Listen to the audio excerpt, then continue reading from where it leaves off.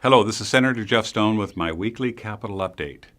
This week, the budget season shifted into high gear here in Sacramento when the governor released his May revision, called the May Revised, to the budget he proposed in January. The governor's original budget in January is a general document, but the May Revised is the real budget that the legislature will evaluate to decide what gets spent on and who gets paid by whom.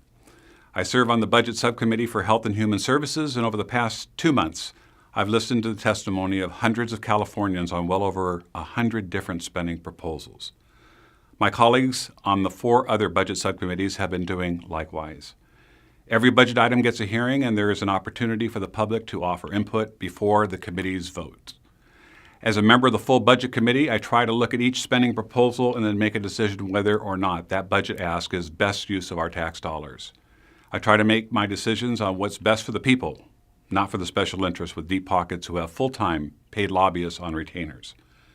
June 15th is the deadline to pass the budget, and now that the May Revise is out, we'll be in budget discussions on a daily basis for the next 30 days.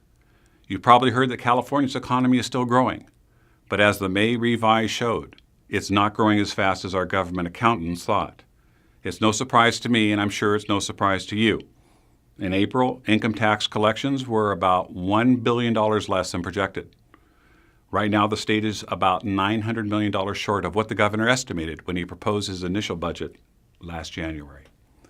But that hasn't stopped the lobbyists, the special interests, and the public employee unions here in Sacramento from pushing Democrats to ask for even more taxpayer money for new programs the state simply cannot afford. As we head into budget season, I agree with the governor's proposal to increase the amount of money going into the state's rainy day fund to provide California with certainty and financial stability.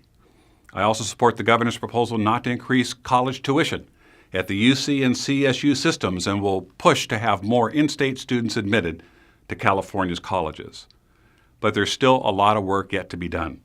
For example, we need to reevaluate the policy that has moved thousands of felons from state prisons to local jails without providing the resources to our local governments.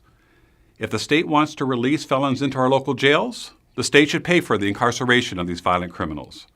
Also, instead of adding more programs the state can't afford, we need to do more to pay down the estimated $322 billion wall of debt so we don't leave this burden to our children and our grandchildren. Instead of more pay raises for public employee unions, we should restore funding to our developmentally disabled community. We should increase Medi-Cal reimbursement rates and provide help for our senior citizens. Simply put, we need to spend taxpayer money on people who actually need the help. I could go on for hours about the issues facing us in the state budget, but I'll be working every day to make sure our priorities are met. Roads, infrastructure, public safety, veterans, senior citizens, and the developmentally disabled, to name a few. As the full budget committee starts to meet over the coming weeks, I'll need your help. Please let me know what your thoughts are by contacting me by Facebook, Twitter, or my website.